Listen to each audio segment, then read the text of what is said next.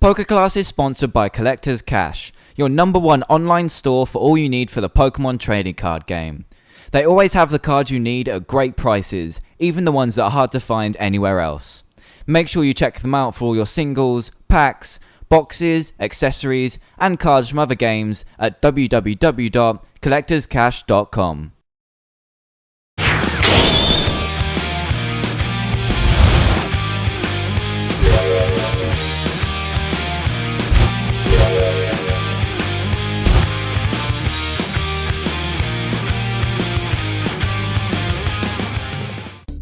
Welcome to PokeClass episode 35. This week, I'm going to take a small break from deck analysis since I've just launched the testing zone on my PokeClass Extra section of the website, which covers pretty much every single variant of most decks, with more still to come. If you haven't seen it yet, then please go and check it out at www.pokemondan.co.uk and help the site to grow further. So this week, I thought I'd focus my attention on something that I'm seeing to become a little bit of an issue with the current format, the first turn. As you all know, before we had the black and white set, whoever won the coin flip could bench basics, use poker powers, attach energy, retreat, and attack, but couldn't play supporters or trainers.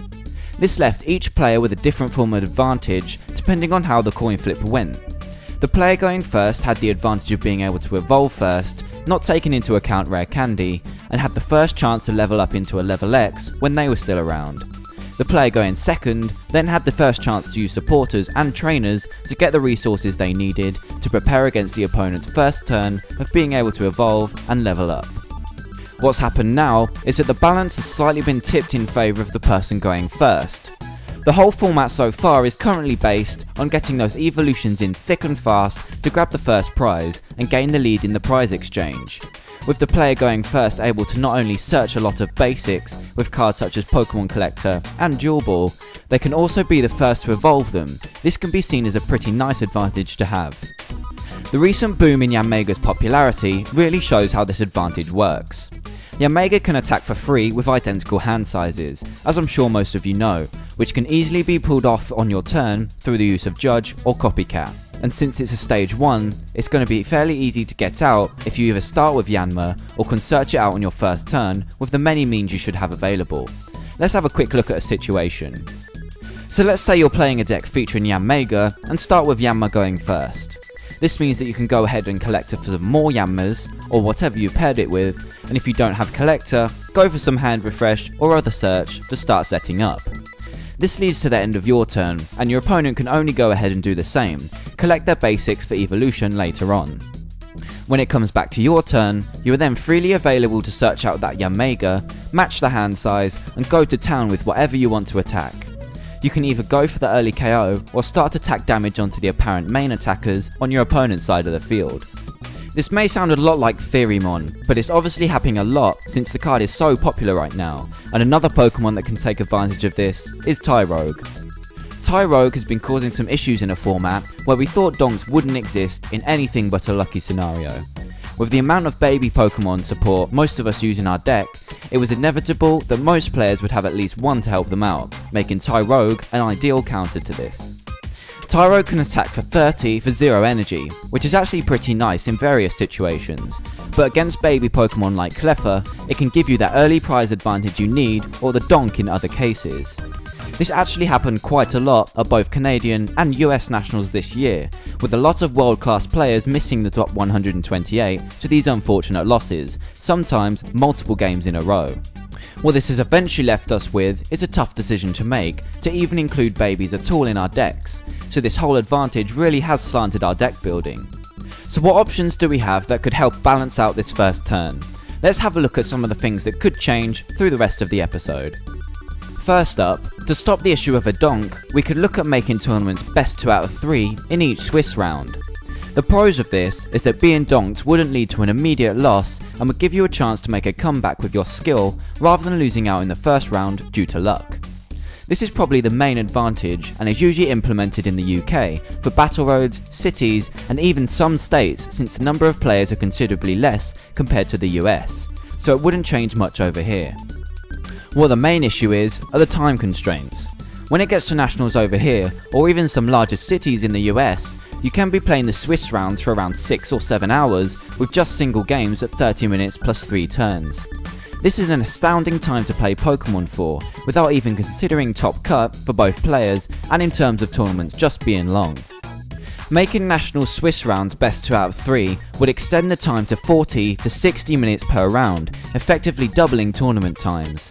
This would be achievable in the UK, since our nationals only currently runs for a single day, and could be doubled to cater for this. But in the US, this would make nationals around a week long, which is obviously not convenient for anyone. This would be the main reason this won't be implemented, and there would still be an issue here since the person who went first in the first game of 3 would still have the advantage, since the player chooses between games who goes first in the next one. This means that even if you win the second game, after losing the first, you're still going to be at the disadvantage of going second, going into the third game, which basically makes the other two a fairly pointless change. So I think we've concluded that that won't be a logical solution, so let's move on to the next possible one. The next solution is a little bit more feasible, can be implemented fairly easily, and that's not being able to deal damage on the first turn. With Tyrogue becoming an issue, and first turn donks coming with that, not being able to do damage on the first turn would give less to the player going first, without taking too much away.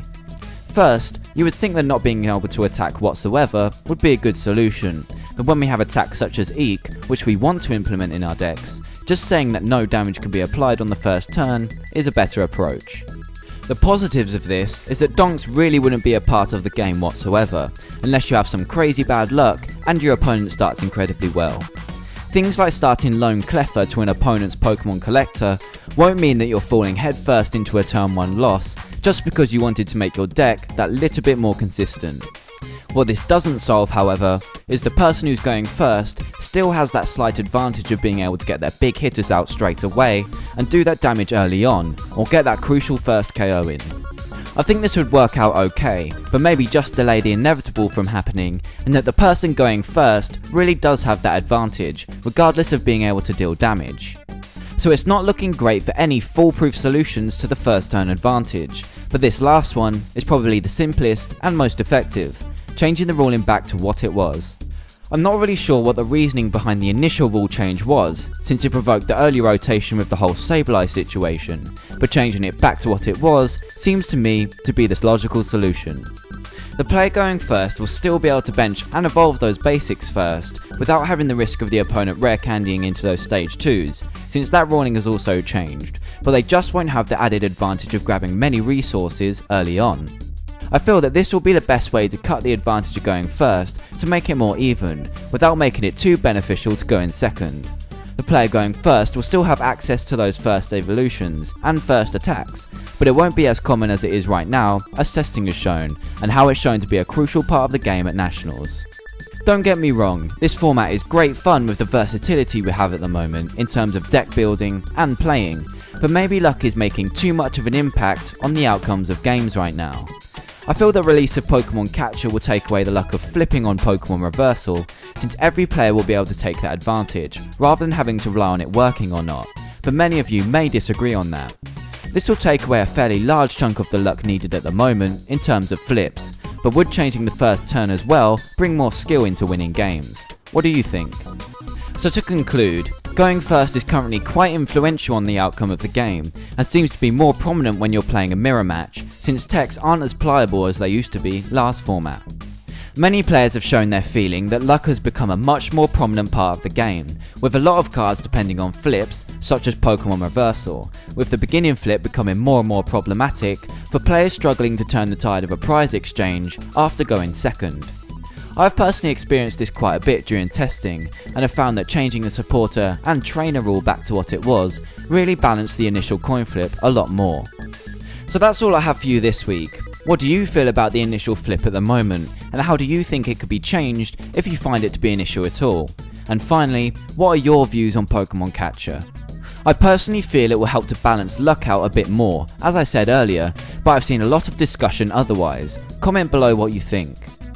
Thanks for watching this episode of PokeClass. Make sure you subscribe and visit my website, and I'll see you next week.